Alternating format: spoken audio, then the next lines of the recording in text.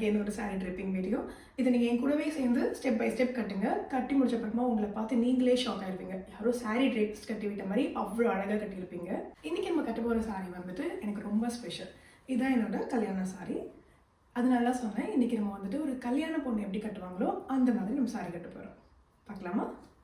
இன்னொரு முக்கியமான விஷயம் என்ன அப்படின்னா, நீங்கள் வந்துட்டு சாரீ எப்பவுமே ஃபஸ்ட்டு அயன் பண்ணிவிட்டு அதுக்கப்புறமா கட்ட ஸ்டார்ட் பண்ணுங்கள். ஏன் அப்படின்னா உங்களுக்கு ஆல்ரெடி அதோட ஃபோல்டிங்கோட மடிப்பு லைன் இருந்துச்சுன்னா நீங்கள் ப்ளீட்ஸ் எடுக்கும்போது அது உங்களுக்கு வந்துட்டு அது கூட சேர்ந்து அது ரெண்டும் ஹிண்டர் ஆகும், கரெக்டாக வராது. அதனால் எப்பவுமே சாரியை அயன் பண்ணி வச்சுருங்க. ஸோ சாரியோட பல்லு ப்ளீட் தான் வந்துட்டு நான் ஃபஸ்ட்டு எடுத்து வச்சுருவேன். ஏன்னா அதை எடுத்து வச்சிட்டிங்கன்னா அப்படின்னாலே உங்களுக்கு வந்துட்டு பெரிய வேலை முடிஞ்சிடும். ஸோ கட்டுறதுக்கு முன்னாடி ஃபஸ்ட்டு பல்லு ப்ளீட்டை எடுத்து வச்சுருங்க. ஸோ பல்லு ப்ளீட் எடுக்கிறதுக்கு முன்னாடி கரெக்டாக எது வந்துட்டு சாரியோட உள்ள போர்ஷன் எது பல்லுன்ட்டு பார்த்துட்டு எடுங்க. இல்லைனா நான் நிறைய டைம் அந்த மாதிரி பண்ணியிருக்கேன். தப்பான சைடு வந்துட்டு ப்ளீட் எடுத்துருவேன், இல்லைனா வந்துட்டு அது திருப்பி எடுத்துருப்பேன் பல்லுவை.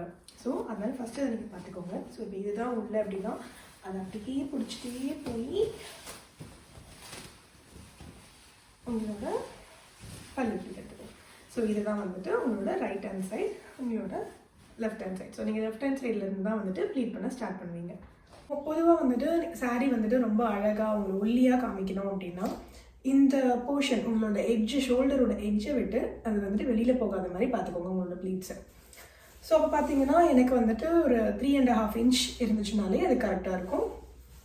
ஆனால் இந்த பார்டர் வந்துட்டு ஒரு 4 inch 3.5 inch மேலே ஜாஸ்தியாக இருக்குது.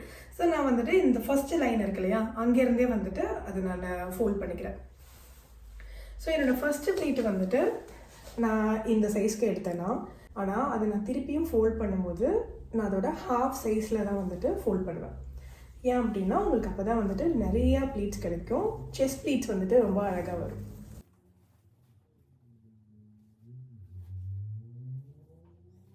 இப்போ இந்த போர்ஷன் உங்களுக்கு கரெக்டாக வந்துருச்சு அப்படின்னும் போது நீங்கள் இதை வந்து ஒரு பின் போட்டு வச்சுக்கோங்க. அதுக்கப்புறமா நீங்கள் பாக்கி ப்ளீட்ஸ்லாம் வந்துட்டு அதை ஃபாலோ பண்ணியே நீங்கள் எடுத்துடலாம். நான் மோஸ்ட்டாக எடுக்கும்போது என்னோடய ஹஸ்பண்ட் எனக்கு பிடிக்க சொல்லிவிட்டு அப்போ தான் எடுப்பேன். ஸோ எடுக்க வரலன்னா அந்த ஃப்ரஸ்ட்ரேஷன் கூட வந்துட்டு கொஞ்சம் அவங்க மேலே காமிச்சிக்கலாம். நீங்கள் அந்த மாதிரி யாராவது ஹெல்ப் இருந்தாங்கன்னா ஹெல்ப் வச்சுட்டு எடுத்திங்கன்னா இன்னும் ஈஸியாக இருக்கும். இல்லை, இந்த மாதிரி நல்ல ஹஸ்பண்ட் வந்துட்டு ஹெல்ப் பண்ணுறதுக்கு இருந்தாங்க அப்படின்னா அவங்கள பிடிக்க சொல்லிட்டு எடுத்திங்கன்னா இன்னும் ஈஸியாக அந்த மாதிரி எடுத்துக்கலாம். ஸோ இப்போ நம்ம பல்லு ப்ளீட் வந்துட்டு ஓரளவுக்கு எடுத்தாச்சு. இப்போ நீங்கள் வந்துட்டு உங்களுக்கு ஷோல்டர் மெஷர்மெண்ட் பார்த்துக்கோங்க.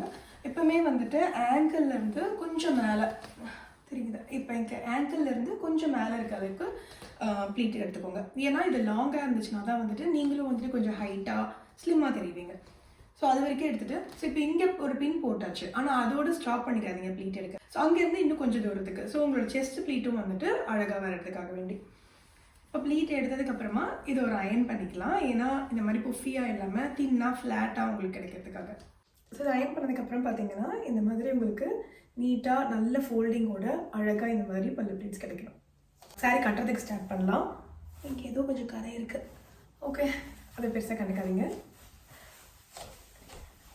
இப்போ நீங்கள் வந்துட்டு எங்கேருந்து சாரீ டக்கின் பண்ண ஸ்டார்ட் பண்ணுறது அப்படின்னா, இப்போ நீங்கள் வந்துட்டு சைஸ் எஸ் ஆர் எம் அதில் இருக்கீங்க அப்படின்னா இங்கேருந்து ஸ்டார்ட் பண்ணுங்கள் உங்களோட ரைட் சைட்லேருந்து. இல்லை நீங்கள் வந்துட்டு எல் சைஸ் லார்ஜ் அந்த மாதிரினா மிடிலேருந்து ஸ்டார்ட் பண்ணுங்கள். இல்லை எக்ஸ்எல் டபுள் எக்ஸ்எல்னால் வந்துட்டு இன்னும் கொஞ்சம் லெஃப்ட் சைட்லேருந்து ஸ்டார்ட் பண்ணிக்கோங்க.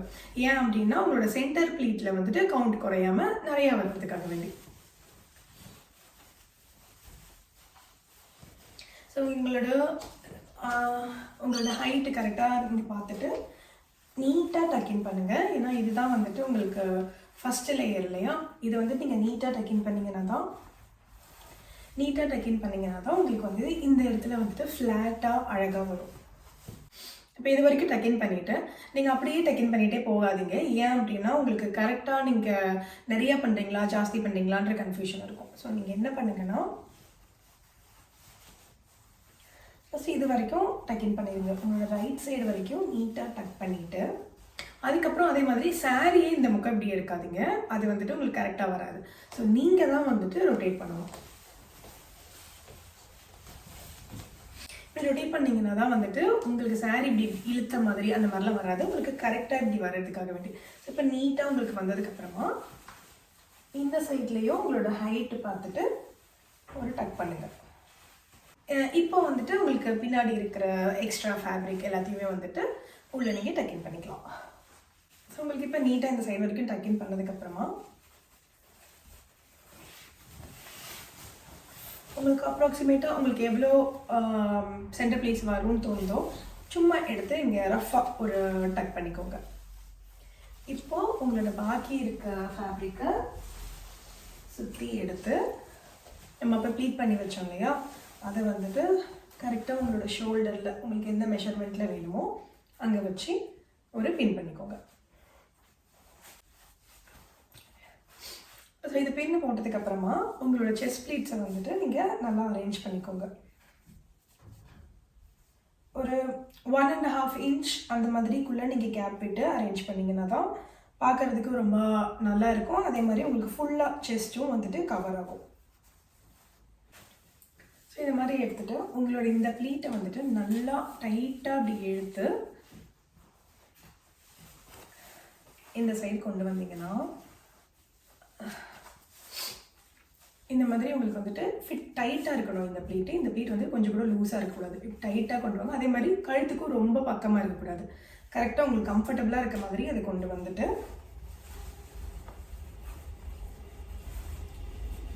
இதை வந்துட்டு நீங்கள் நிறைய பேர் என்ன பண்ணுவாங்கன்னா ரொம்ப கீழே இப்படி கொண்டு போயிடுறீங்க, இல்லை இப்படி மேலே எடுத்துகிட்டு வந்துடுறீங்க. அது மாதிரி பண்ணாமல் கரெக்டாக உங்களோட நேவல் கிட்ட, கரெக்டாக உங்களோட பெல்லி பட்டன் கிட்ட வந்துட்டு கொண்டு வந்து இது டைட்டாக இருக்குன்னா இந்த இடத்துல ஒரு பின் போட்டுக்கோங்க. இப்போ நீங்கள் வந்துட்டு உங்களுக்கு கொஞ்சம் கீழே இருந்து இவ்வளோ தூரத்துக்கு கேப் விட்டு நீங்கள் இங்கேருந்து இப்படி எடுக்கிறீங்க அப்படின்னா அது நீங்கள் டைட்டாக மேலே எடுத்தீங்கனாலே உங்களுக்கு சைடில் தெரியுதா ஒரு 2 ப்ளீட் ஃபார்ம் ஆகும். அதை வந்துட்டு நீங்கள் அரேஞ்ச் பண்ணிக்கோங்க. ஃபஸ்ட்டு அதை பின் பண்ணிடுங்க. நிறையா ப்ளீட் எடுத்துகிட்டு பின் பண்ணுறதை விட இந்த மாதிரி ஒரு 2 ப்ளீட் எடுத்துகிட்டு அதை ஃபஸ்ட்டு பின் பண்ணி வச்சுக்கோங்க. அதுக்கப்புறம் அதே மாதிரி திருப்பியும் நீங்கள் வந்துட்டு கீழேருந்து கொஞ்சம் அப்படி மேலே எடுத்தீங்கன்னா உங்களுக்கு திருப்பி இன்னும் கொஞ்சம் ப்ளீட்ஸ் வரும். இந்த மாதிரி ஒரு 4 to 5 ப்ளீட்ஸ் உங்களுக்கு வந்ததுக்கப்புறமா அதை பின் பண்ணிடுங்க.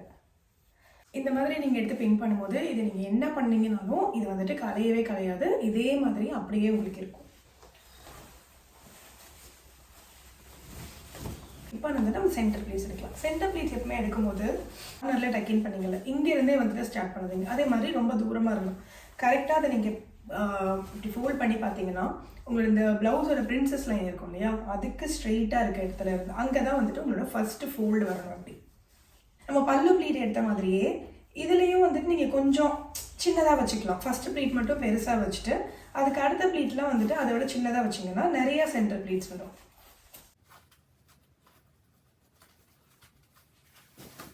ஸோ உங்களுக்கு வந்துட்டு இந்த மாதிரி சென்டர் ப்ளீட் எடுத்துகிட்டு உங்களுக்கு எல்லாம் கரெக்டாக இருக்குது அப்படின்னும் போது இதை வந்துட்டு கொஞ்சம் அரேஞ்ச் பண்ணுங்கள். சென்டர் ப்ளீட்டை வந்துட்டு எப்போவுமே எல்லாமே வந்துட்டு மொத்தமாக இப்படி ஒன்றா வச்சு பண்ணாதீங்க. அதை வந்து ஒரு ½ இன்ச் கேப்பில் நகர்த்தி வச்சுக்கோங்க. ஸோ எல்லா ப்ளீட்ஸுமே வந்துட்டு வெளியில் தெரியணும். அப்போ தான் வந்துட்டு உங்களுக்கு கீழே வந்துட்டு ஒரு ஃப்ளேர் மாதிரி விசிறி மாதிரி வரும். ஸோ இதை நீங்கள் வந்துட்டு ஒரு பின் போட்டு வச்சுக்கோங்க. ஸோ இப்போ கீழே வந்துட்டு இந்த மாதிரி புஃபியாக இருக்கக்கூடாது இல்லையா, ஸோ அதுக்கு நீங்கள் என்ன பண்ணலான்னா ஃபஸ்ட்டு அது எல்லாத்தையும் நல்லா ஹோல்ட் பண்ணி நீங்கள் இந்த சாரீனால ஓகே, இல்லவே வந்துட்டு உங்களுக்கு இன்னும் கொஞ்சம் கையில் வந்துட்டு இப்படி ப்ரெஸ் பண்ணால் ஃபோல்டு வராத மாதிரி சரியாக இருந்துச்சு அப்படின்னா ஸ்ட்ரைட்னர் வச்சு, நான் மோஸ்ட்டாக ஸ்ட்ரைட்னர் வச்சு தான் வந்துட்டு இதை அயன் பண்ணுவேன்.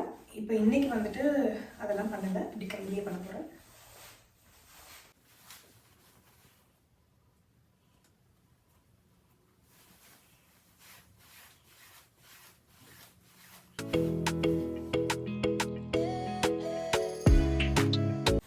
சென்டர் ப்ளீட்டை வந்துட்டு டக்கின் பண்ணும்போது எப்பவுமே வந்துட்டு இந்த சைட்லேயோ இல்லை வந்துட்டு சென்டராக இப்படி வச்சு டக்கின் பண்ணாதீங்க. இந்த ப்ளீட்ஸ் தான் வந்துட்டு உங்களுக்கு சென்டரில் வரணும். ஸோ இந்த ப்ளீட்ஸ் வந்துட்டு உங்களோட பெல்லி பட்டன் கூட அலைன் ஆகிற மாதிரி நீங்கள் வச்சு டக்கின் பண்ணிக்கோங்க. உங்களுக்கு எந்த லென்த்தில் வேணுமோ லென்த்து கரெக்டாக செக் பண்ணிவிட்டு உங்களே டக்கின் பண்ணிக்கோங்க. அதாவது நம்ம சாரீ கட்டி முடிச்சாச்சு. பார்த்தீங்கன்னா உங்களுக்கு வந்துட்டு அழகாக ஹிப் ப்ளீட்ஸும் வந்துடுச்சு, சென்டர் ப்ளீட்ஸும் நீட்டாக இருக்குது, அதே மாதிரி செஸ்ட் ப்ளீட்ஸும் வந்துட்டு நீட்டாக அழகாக இருக்குது. ஸோ இப்போ இதுக்கான ஜுவல்லரி போட்டுக்கலாம். இந்த க்ரீன் கூட மேட்ச் ஆகுதுன்ட்டு நான் இந்த க்ரீன் ஜுவல்லரி போட்டுக்கிறேன்.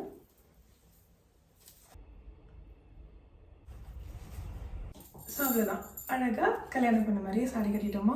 நீங்கள் இதை எவ்வளோ நேரத்தில் கட்டினீங்க, இதே மாதிரியே உங்களுக்கும் கட்ட வந்துச்சா அப்படின்ட்டு எனக்கு காமெண்ட்டில் சொல்லுங்கள். இன்னும் நீங்கள் சாரியை வந்துட்டு முன்னாடியே ப்ளீட் பண்ணி வச்சுட்டு கட்டினீங்கன்னா இதை விட சீக்கிரமாக கட்டலாம், இதை விட இன்னும் ரொம்ப அழகாக கட்டலாம். எப்படி உங்களுக்கு ப்ளீட் பண்ணணும், எப்படி வந்துட்டு 5 மினிட்ஸில் அந்த ப்ளீட் பண்ண சாரியை கட்டணும் அப்படின்ட்டு உங்களுக்கு தெரியணும்னா அதை நான் நெக்ஸ்ட் வீடியோவில் சொல்கிறேன். அது உங்களுக்கு தெரிஞ்சுக்கணும் அப்படின்னா எனக்கு கமெண்ட்லேயும் சொல்லுங்கள், எனக்கு ஒரு மோட்டிவேஷனாக இருக்கும்.